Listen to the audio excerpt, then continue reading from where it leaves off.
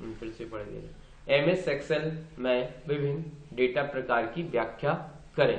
तो Microsoft Excel के अंदर यदि डेटा प्रकार की बात करें तो आपको कहां चले जाना है, इसके अंदर चले जाना है, जिसको कहते हैं सेल फॉर्मेट, फॉर्मेट सेल्स। क्या लिखा है, क्या लिखा है, तो फॉर्मेट सेल के अंदर हम इतने प्रकार से डेटा को कंट्रोल कर सकते हैं।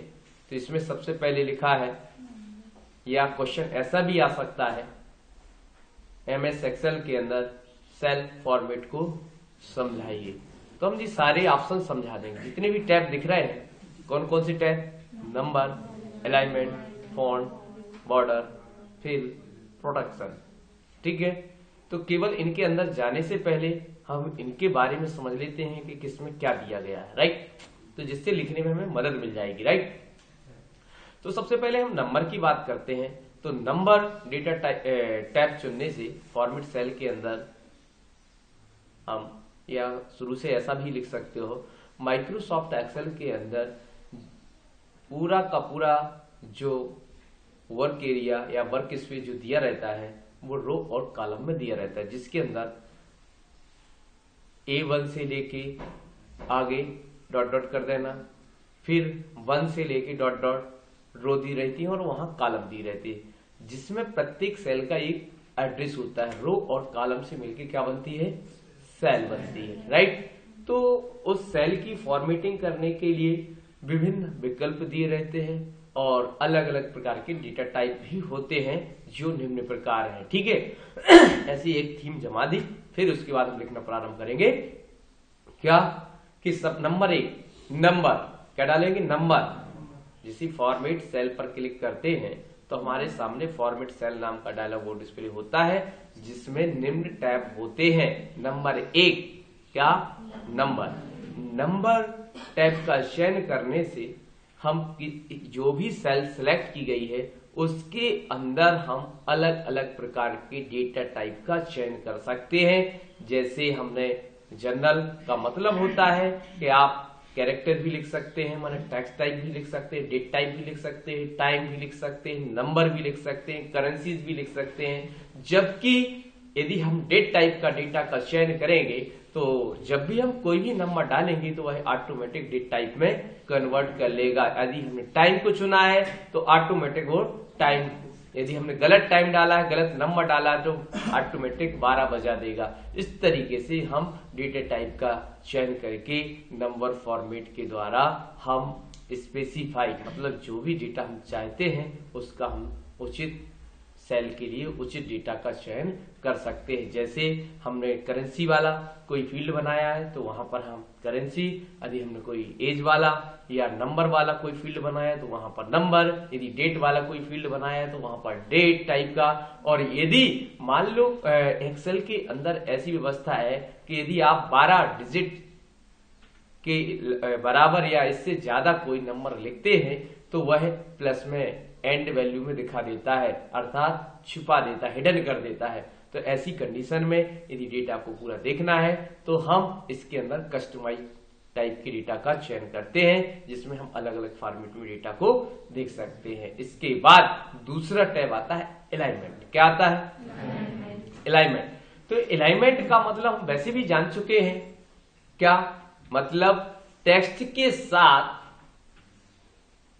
के साथ और जो सेल होता है, यदि हम पेज लेके रखे होते तो पेज की बात करते, चूंकि अभी सेल है तो टेक्स्ट और सेल के बीच के एडजस्टमेंट को हम अलाइनमेंट के नाम से जानते हैं। मतलब जो सेल होगी, सेल की जो जगह होगी, उसके बीच में टेक्स्ट किस स्थिति में रहेगा, लेफ्ट में रहेगा, राइट में रहेगा, टॉप में रहेगा, मिडिल में रहेगा, बॉटम में रहेगा या तिरछा रहेगा, तो ये मतलब डिग्री में भी आप कर सकते हो। तो किस तरीके से, और टेक्स्ट रैपिंग रहेगा, किस तरीके से हम टेक्स्ट को अलाइन करना चाहते हैं, इन सारी चीजों को निर्धारण करने के लिए हमारे पास अलाइन टैब दिया हुआ है, जिस पर क्लिक करते ही उससे संबंधित विकल्प प्रदर्शित हो जाते हैं और उचित विकल्प का चयन करके हम सेल की फॉर्मेटिंग कर सकते हैं। फिर अगला टैब आता है हमारा फॉन्ट। तो फॉन्ट से हम परिचित हैं। फॉन्ट मतलब जो टेक्स्ट पाठ या अक्षर होते हैं, जो हमारी भाषा होती है, चाहे हिंदी हो, चाहे इंग्लिश हो, चाहे उर्दू हो, चाहे तमिल तेलुगु, कोई भी भाषा हो, उस फॉन्ट को हम किस फॉर्मेट में रखना चाहते हैं, कौन सा फॉन्ट का प्रकार होगा, उसकी साइज क्या होगी, उसका कलर होगा क्या होगा, स्ट्राइक थ्रो होगा कि नहीं होगा, अंडरलाइन होगी कि नहीं होगी, इन सारी चीजों का निर्धारण करने के लिए हमें फॉन्ट टाइप दिया गया है। इसके द्वारा भी हम सेल में लिखे हुए टेक्स्ट को फॉर्मेटेड कर सकते हैं। फिर अगला पॉइंट आया बॉर्डर। बॉर्डर से स्पष्ट है, बॉर्डर मतलब क्योंकि हमारा जो एक्सेल या स्प्रेडशीट होता है वो रो और कॉलम में डिवाइड होता है, छोटे छोटे खंड में सेल कहलाते हैं। छोटे छोटे खंड को क्या कहते हैं, सेल कहते हैं। उस सेल के चारों तरफ यदि बॉर्डर या पूरी शीट पर बॉर्डर या सिलेक्ट किए हुए एरिया के अंदर यदि हम बॉर्डर भी अलग अलग प्रकार की आप बॉर्डर डाल सकते हैं, हॉरिजॉन्टल, वर्टिकल या आप जैसे विकर्ण टाइप के होते हैं ऐसी भी हम बॉर्डर डाल सकते हैं। तो इन सारी चीजों मतलब सेल के अंदर बॉर्डर डालने की जो व्यवस्था की गई है वो हमारी बॉर्डर के अंदर दी गई है। इसके साथ साथ हम बॉर्डर के कलर को भी मैनेज कर सकते हैं, राइट। फिर इसके अंदर हम आगे बढ़ते हैं, फिल कलर। यदि हमें लगता है कि जो बॉर्डर के अंदर का जो स्पेस है, जो सेल का फिल कलर है, उस कलर को कंट्रोल करना होता है, तो हमारे पास ऑप्शन फिल कलर। इसमें भी हम पैटर्न टाइप के कलर को भी बना के हम उसमें डाल सकते हैं। तो फिल कलर, फिल टैब के द्वारा हम सेल के बैकग्राउंड के कलर को हम मैनेज कर सकते हैं, राइट। फिर इसके बाद आया प्रोटेक्शन। प्रोटेक्शन के द्वारा हम यदि हम कोई भी सीट के अंदर हम यदि प्रोटेक्शन या पासवर्ड को लगाना चाहते हैं तो उस समय जो एक्टिव रहता है, यदि हमने लॉक करके रखा है तो किसी भी सेल में परिवर्तन करने की परमिशन नहीं देगा। यदि इसे अनलॉक कर दिया है तो पासवर्ड डालने के बाद भी कुछ पर्टिकुलर सेल में सुधारने की परमिशन आपको दे देगा। इस तरीके से आप इसमें कह सकते हैं, क्लियर। अब हम क्वेश्चन आता है फॉर्मेट सेल को समझाइए। क्या ये तो हमने उसके अंदर बता दिया, डेटा टाइप के अंदर जी समझा दिया, और डेटा नंबर का पूरा समझा दिया, क्योंकि नंबर पे हमें ज्यादा फोकस करना है, क्योंकि date time, currency, journal, custom, फिर टैक्स, ये सब हमारे डेटा टाइप पर फोकस करना है, क्लियर। तो ये कहलाएंगे डेटा टाइप, राइट। लेकिन यदि फॉर्मेट सेल आया तो पूरा फोकस करना और एक एक पॉइंट पर फोकस कर देना। तो जब भी हम नंबर किसको चुनते हैं, नंबर, तो उसके अंदर विभिन्न प्रकार की डेटा टाइप डिस्प्ले होते हैं। नंबर 1 लिखा है जनरल। क्या लिखा है, जनरल का मतलब होता है कि जब भी सेल के अंदर यदि हमने जनरल टाइप का फॉर्मेट चुना हुआ है तो इसमें हम टैक्स, नंबर, डेट, टाइम इत्यादि डाल सकते हैं। मतलब जो जिस फॉर्मेट में डालोगे उस फॉर्मेट में वो एक्सेप्ट कर लेगा। लेकिन अगला राउंड आता है तुम्हारा नंबर। इस पर जैसे ही क्लिक करेंगे नंबर पर तो केवल नंबर्ड वैल्यू, जब भी नंबर लिखोगे तो कितने डेसिमल आपने लगा के रखे हैं, माइनस होगा तो कौन सा फॉर्मेट आएगा, रेड कलर में आएगा, ब्रैकेट लग जाएगा या माइनस का सिंबल्स लगेगा। जिस सारी चीजों का निर्धारण करके हम उस सेल की वैल्यू को, सेल की फॉर्मेट को बदल सकते हैं। जब भी प्लस और माइनस में वैल्यू आएगी तो जो फॉर्मेट हमने यहां से निर्धारित किया है उस फॉर्मेट में आएगा। जैसे फॉर एग्जांपल हमने क्या कर दिया, रेड कलर और ब्रैकेट। अब जब भी इसके अंदर माइनस वैल्यू आएगी तो कुछ इस तरीके से दिखा देगा, क्लियर। तो जी फॉर्मेट करने का काम करेगा। अगला राउंड हम जब चलते हैं तो यहां पर नंबर में आते हैं तो करेंसीज में आया। करेंसी में केवल एक फर्क है, नंबर और करेंसी नाम का जो डेटा टाइप है उसमें केवल एक अंतर है कि इसमें एक करेंसी का सिंबल इंक्लूड हो जाता है और सेम नंबर जैसा ही कार्य करता है। जैसे फॉर एग्जांपल इसमें हमने कर दिया डॉलर भी आएगा। क्या आएगा, डॉलर, रेड कलर में डॉलर हो जाएगा। अब कोई भी वैल्यू को हम माइनस करेंगे तो अपने आप क्या होगा, डॉलर के साथ वह वैल्यू को दिखाने का कार्य करेगा। ये नंबर फॉर्मेट के कारण हो रहा है। इस तरीके से हम और आगे बढ़ते हैं। करेंसी हो गया। अकाउंटिंग, अकाउंटिंग में क्या है, डॉलर भी है, सिंबल हमारा भारतीय मुद्रा भी हो सकती है, विदेशी मुद्रा, जितने भी सिंबल्स होते हैं जो माइक्रोसॉफ्ट ने इसमें इंक्लूड किए गए हैं। हमारा भी सिंबल्स नए वर्जन में आ गया है, पुराने वर्जन में नहीं है। तो जिस सारी व्यवस्थाएं उसमें पहले से इंक्लूड रहती है उनका हम प्रयोग कर सकते हैं। और यहां से हम अकाउंटिंग माने कामा कौन से फॉर्मेट में डाल सकते हो, देखिए इंटरनेशनल। देखिए एक बड़ी विडंबना है क्योंकि ये किसने बनाया है सिस्टम को, कहाँ की कंपनी है ना, वहां कौन सा सिस्टम चलता है, मालूम है कि नहीं?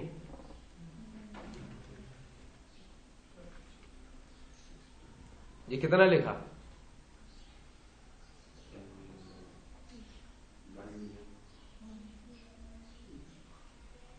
ठीक है, चूंकि हम भारतीय हैं इसलिए हम लाख पढ़ते थे। क्या पढ़ते थे? ये देखिए हमारे उसमें नहीं है, INS में दिया है, इंटरनेशनल न्यूमेरिक सिस्टम में दिया हुआ है। तो आपको 100 तक तो सेम मिल जाएगा। कहां तक मिल जाएगा? 10,000 तक भी सेम मिल जाएगी वैल्यू। जो भारतीय पद्धति में चलता है, जो विदेशी मतलब इंटरनेशनल में चलता है, और दोनों में सेम कहां तक है? 10,000 तक, 10,000 तक। लेकिन उसके बाद यहां पर क्या जाएगा? 100,000। मिलियन नहीं आएगा, क्या आएगा? 100,000। क्या आएगा? तो देखिए इनके कामा ही कुछ इस तरीके से पुट किए जाते हैं। यदि आप फिर से इसको कामा में लगा देते हैं तो कुछ इस तरीके से हमारा डेटा। अब इसको हम क्या पढ़ेंगे? 100 मिलियन। क्या पढ़ेंगे? क्या पढ़ेंगे? सीधा सीधा 3-3 के ग्रुप को आगे बढ़ाते जाओ। पहला होता है 1000 का, फिर मिलियन का, फिर बिलियन का, फिर ट्रिलियन का। इस तरीके से हमारी कहानी आगे बढ़ती जाती है। तो ये आना चाहिए, राइट? तो इसमें कामा लगा देगा आपको, ठीक? केवल एक ही ऑप्शन जुड़ेगा, क्या? कामा का, राइट? तो जिसको बोलते हैं अकाउंटेंसी। फिर हम आगे फिर और बढ़ते हैं। फिर यहां से डेट, तो आपको मालूम है इस टाइप के डेटा का चयन करने से हमारे पास डेट टाइप का, अब इसमें भी किस टाइप की डेट डालनी है उसका चयन कर सकते हैं। और बने बटन ओके पर जैसे क्लिक करेंगे, आपने लिखा 01/01/2023। वाह यार, संडे को,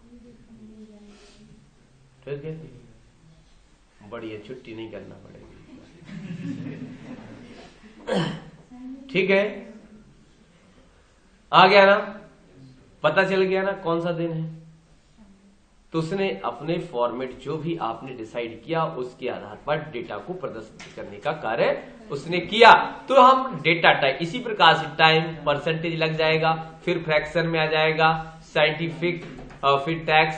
अब कोई भी नंबर कई बार ऐसा लिखा जाता है जैसे टैक्स लिखा, तो अब ये वैल्यू को ऐड नहीं करेगा। देखिए आप लिखते जाओ, जबकि यही वैल्यू यहां लिख दो तो कंप्यूटर पागलों जैसी हरकत करने लगेगा। समझ गया ना? टेक्स्ट और नंबर टाइप के डेटा में ये अंतर है। अब देखिए दूसरा भी हम बताते हैं। यदि हमने यहां पर क्या लिखा, टेक्स्ट किया, क्या किया, यहां 10 लिखा और यहां पर 10 लिखा, बराबर प्लस। अब दूसरा टेक्स्ट इधर हम दीजिए, क्या लिखें? ONE1 लिख दें, या हम -10 लिख दें। समझ गया ना? तो जी टेक्स्ट टाइप किस टाइप का डेटा है? यदि हम जोड़ना चाहें, जैसे हम लिखा, क्या जोड़ दिया,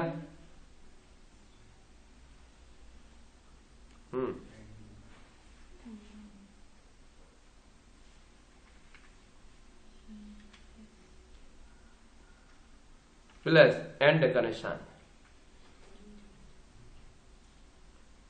ठीक है। और माइनस करना चाहें तो माइनस भी कर सकते हैं। तो टेक्स्ट टाइप का डेटा अलग टाइप में रहेगा, और क्योंकि उसका अलाइनमेंट ही चेंज हो जाता है, और ये आपको हाईलाइट भी करेगा। यहां पर क्या करेगा, देखो कह रहा है कन्वर्ट करना है, का नंबर में कर दे कन्वर्ट, हम वही कर दे भाई, क्या ठीक है। तो ये हमारा अब मैथमेटिकल फंक्शन लगाने में कोई प्रॉब्लम नहीं करेगा, राइट। तो इस तरीके से हम नंबर फॉर्मेट को हम समझा सकते हैं, कस्टम में भी समझा सकते हैं, स्पेशल, अलग अलग फॉर्मेट में। तो इनको आप लिखना आना चाहिए। कस्टम में क्या होगा और स्पेशल में क्या होगा, वही कई बार आपको जैसे आधार कार्ड का नंबर लिखना है, क्या लिखना है, ऐसा ही होता है ना आधार कार्ड का नंबर। अब इसको फॉर्मेटेड करना है तो इसको हम कस्टम में जाके कर सकते हैं। कैसे, किस तरीके से, देखिए यहां से आपको क्या करना है आपको, इधर किस तरीके का एक नया आ गया, सेलेक्ट भी कर सकते 0। अब 0 0 0 0 0 0 0 0 0 आ गया, जबकि वैल्यू वही है लेकिन अपने हिसाब से ले लेगा। देखो आगे इतने 0 लगा दिए उसे। क्लियर, कोई दिक्कत नहीं है। फिर इसके बाद हम आगे बढ़ते हैं, क्या करते हैं, फिर हमारे पास आता है अलाइनमेंट। क्या आता है, तो यहां पर हम लिख सकते हैं अलाइनमेंट टैब का चयन करते ही हमारे सामने सबसे पहले टेक्स्ट अलाइनमेंट आता है, जिसमें हॉरिजॉन्टल और vertical, horizontal left right centre और वर्टिकल में टॉप मिडिल बॉटम राइट। समझ में आ गया कि नहीं आया, इनका हम एडजस्टमेंट कर सकते हैं। दिख रहा है ना, दिख रहा है। अब फिर इसके बाद इंडेंटेशन, मतलब सेल के पास जो खड़ा है व्यक्ति, थोड़ा हम कह देते हैं कि जैसे टेबल के पास थोड़े से दूर हो जाओ, तो जब भी हम चाहते हैं प्रत्येक सेल के लेफ्ट और राइट से थोड़ा सा गैप बना के खड़े हो या टेक्स्ट थोड़ी सी दूरी से लिखना प्रारंभ करे, जिससे ऐसा नहीं लगे कि लाइन के पास ही लिखा गया है, तो इसके लिए इंडेंट कहा गया है। फॉर एग्जाम्पल अब देखिए हमने 2 का इंडेंट कर दिया, तो इससे फायदा क्या हुआ कि जब भी आप कोई भी नंबर लिखोगे तो देखिए कुछ दूरी पे आ रहा है कि नहीं आ रहा है, जबकि यहां पर बिल्कुल टच होके चल रहा है, चल रहा है कि नहीं चल रहा है। अब पता कैसे चलेगा जी, टच होके चल रहा है। दोनों का अलाइनमेंट हम क्या कर देते हैं, क्या कर देते हैं,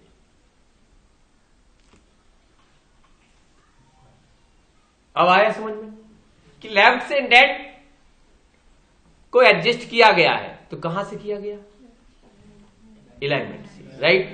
तो यहां से हम कर सकते थे और इसके द्वारा हम घुमा भी सकते हैं, ओरिएंटेशन स्थिति डिग्री में क्या कर सकते हो, इसकी स्थिति को चेंज कर सकते हो। जिस स्थिति में आपको लिखना है उस स्थिति में आप इसको अलाइन कर सकते हो, ओरिएंटेट कर सकते हो राइट। बन जाएगा, कोई प्रॉब्लम, वापस जैसा था नॉर्मल कंडीशन। फिर इसके बाद आता है यहां रेक्टेंगल। कई बार क्या होता है कि जब भी हम काम करते हैं तो एक बड़ी समस्या आती है, जैसे लिख दिया स्टूडेंट, कछु तो लिख नेम। अब बड़ी समस्या आती है, जैसे लिख दिया फादर्स नेम, क्या लिख दिया, अब ले स्टूडेंट का नेम ही गायब हो गया, तो ये विडंबना है, परेशानी है कि नहीं। अब मान लो ऐसे प्रिंट कर दे तो सामने वाला, क्यों भाई सीट नहीं है क्या, अरे बड़े भाई खाली है, हम तो घबराई गए।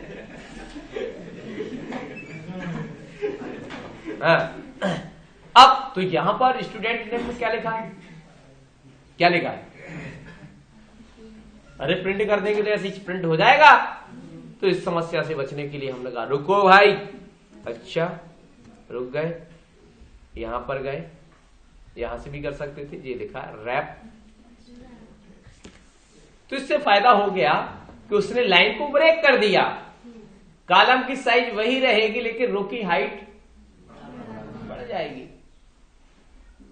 जिसको क्या कहते हैं रैप टैक्स। यदि क्वेश्चन रैप टैक्स में टिप्पणी लिखने के लिए भी आ सकता है तो आपको बताना है रैप टैक्स होता क्या, दिमाग में सेट करो, ठीक है, बन जाएगा। फिर आगे हम बात करते हैं, कई बार ऐसी समस्याएं आती ही रहती हैं कि भैया क्या, अरे बड़े परेशान थे, उन्होंने लिखा रॉयल कंप्यूटर, एक ही लाइन में चाहिए था, क्या चाहिए, उन्होंने लिख दिया, क्या लिख दिया, कुसुम विहार कॉलोनी। अरे भैया हम चाह रहे थे कि उसी में आ जाए, उनमें तो हम आप पूरा खेत ही बखरना, यही हुई ना कहानी। भैया दूसरे के उसमें पहुंच रहा है कि नहीं पहुंच रहा है, क्योंकि अब उसने भी लड़ाई झगड़े के कारण अपने आप बॉर्डर जो थी वो हाईलाइट कर दी कि यहां से हमारा। अब जगह तो सीमित रहती है, तो उसी जगह में दिखाने का काम करो भाई। जितनी जगह है उसी में रहना चाहिए। तो रुको रुको कर ले रहा भाई, गलती हो गई। Shrink 2 feet. अब तो खुश हो, अब लेकिन तुम भी करो वैसे ही। हम तो ठीक है लेकिन तुम भी, तो इसको भी करना पड़ा। श्रिंक टू, मतलब कहने का तात्पर्य जितना कॉलम होता है उसी के आधार पर उस फॉन्ट की साइज निर्धारित हो जाएगी। छोटा करोगे तो छोटा और बड़ा करोगे तो बड़ा कॉलम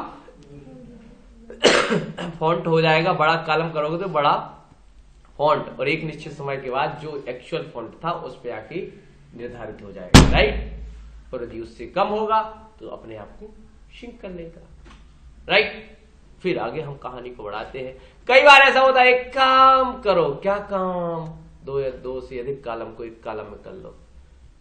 चलो तुम हमारे पास भी आ जाओ, चलो हमारी जगह में तुम अतिक्रमण कर लो। लो, इसको कहते हैं क्या, मर्ज सेल। क्या कहते हैं, जब 2 या 2 से अधिक सेल को एक सेल में कन्वर्ट करना होता है तो उसे हम कहते हैं मर्ज बनना चाहिए। फिर आगे हम कहानी को और बढ़ाते हैं। फिर लिखा है क्या, ये तो लिखा है context, left to right, right to left. क्या करना, कॉन्टेक्ट कॉन्टैक्ट। यहाँ पर ये कहानी खत्म। हम चलते हैं फॉन्ट पर। तो जिस स्पष्ट है, यहां से हम भाषा का प्रकार, यहां से स्टाइल, बोल्ड इटैलिक, ठीक है। फिर इधर से हम साइज, इधर से अंडरलाइन, इधर से कलर, और इधर से स्ट्राइक थ्रो, सुपर स्क्रिप्ट, सब स्क्रिप्ट। 3 प्रकार के इफेक्ट यूज कर सकते हैं। एक्सेल में कितने प्रकार के, जबकि माइक्रोसॉफ्ट वर्ड में तो बहुत सारे थे कि नहीं थे, अरे थे, ठीक है। तो यहां पर स्ट्राइक थ्रो भी है और सुपर स्क्रिप्ट। सुपर स्क्रिप्ट का मतलब, स्ट्राइक थ्रो का मतलब बीच में से लाइन डालना, जो लिखा है उसको काट देना। जैसे कोई चीज गलत हो जाती है हम लाइन फेर देते बीच में से, ऐसा कर देगा। दूसरा सुपर स्क्रिप्ट में घात लगा देगा, 4 के ऊपर 2 की घात। और सब स्क्रिप्ट में H2O बना देगा। जैसे लिखते हो H2O बेस लाइन के नीचे और बेस लाइन के ऊपर करना कहलाता है। इस तरीके से हम यहां से निर्धारित कर सकते हो। और यहां पर फिर व्यू दिखता है, क्या दिखता है, जो आप इफेक्ट डालेंगे वो यहाँ पर आपको दिखाई देंगे। इस तरीके से फॉन्ट फॉर्मेटिंग कर सकते हैं। यदि क्वेश्चन आता है फॉन्ट फॉर्मेटिंग, तो फॉन्ट को ही समझाना है, क्लियर। फॉन्ट के साथ हम क्या क्या कर सकते हैं। अगला है बॉर्डर। एक्सेल में बॉर्डर कैसे डालते हैं, ऐसा भी आ सकता है। बॉर्डर को कैसे डालते हैं, कितने प्रकार से डालते हैं, स्टेप बाय स्टेप समझाइए। तो एक तो तरीका यही है कि हम फॉर्मेट सेल को ओपन करके हम बॉर्डर डाल सकते हैं। बॉर्डर डालने का तरीका यह है, जो भी एरिया सेलेक्ट किया हुआ है उसमें हम यहां से क्या कर सकते हैं, बॉर्डर, ठीक है। Outline, no and none. और अब इनसाइड आउटसाइड यदि करना है तो हम कर सकते हैं, लेकिन कब, जब एक से ज्यादा आपने क्या किया होगा, सेल को सिलेक्ट किया होगा, तो ही आप बॉर्डर डाल सकते हो। ये बॉर्डर, मोर बॉर्डर, राइट। तो आप देखिए कुछ इस तरीके से दिखने लगा, आउट, फिर अंदर दिखने लगा। अब अलग अलग कलर की बॉर्डर भी डाल सकते हो। कलर कौन सा आपने डाला, जे वाला, कौन सा, आउटलाइन, ओके। फिर कौन सा कलर, उन्होंने कहा नहीं दूसरा कलर, कौन सी लाइन, जे वाली, और क्या किया, इनसाइड। इस तरीके से हम बॉर्डर को डाल सकते हैं, क्लियर। और भी दूसरा तरीका देखिए, चलो इसी में डाल देते पूरा। कहां पर गए, यहां मोर बॉर्डर, फिर यहां तिरछे में भी डाल सकते, क्लिक करके भी डाल सकते, देखो आ गया ना। इस तरीके की बॉर्डर का भी चयन किया जा सकता है, राइट। तो कैसे भी बॉर्डर डाल सकते हैं। बॉर्डर डालने के लिए आपके पास सिस्टम है। फिर इसके बाद हम आगे की ओर बढ़ते हैं, कहानी को आगे बढ़ाते हैं। फिर पहुंचते हैं नन।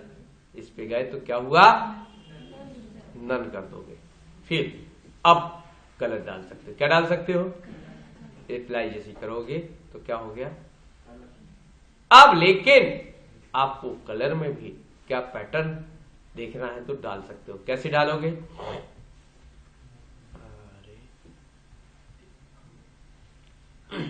फिर इफेक्ट ये दिख रहा है ना, दिख रहा है। आपको जैसा भी बनाना है बना सकते हो, दिख रहा है। जो भी आपको पैटर्न अच्छा लगे उस पैटर्न का आप चयन कर सकते हैं। पहले से कुछ प्रीसेट्स अच्छे इसमें 2 कलर रहेंगे तो ये इस तरीके से हम यूज कर सकते हैं। और ये आ गया और अंत में हम ओके पर क्लिक करेंगे। कुछ इस तरीके से सेल फॉर्मेट हो जाएगा, सेल का बैकग्राउंड हो जाएगा, राइट। तो यहां पर जी इससे कम से कम 3-4 क्वेश्चन निकल के आते हैं जो आपको करना है। लॉक और हिडन इसका यूज तब किया जाता है जब आप पासवर्ड का यूज करना चाहते हैं, ठीक है। इस तरीके से हम इनका लॉक अनलॉक की स्थिति को समझा सकते हैं। क्लियर? तो ये हमारा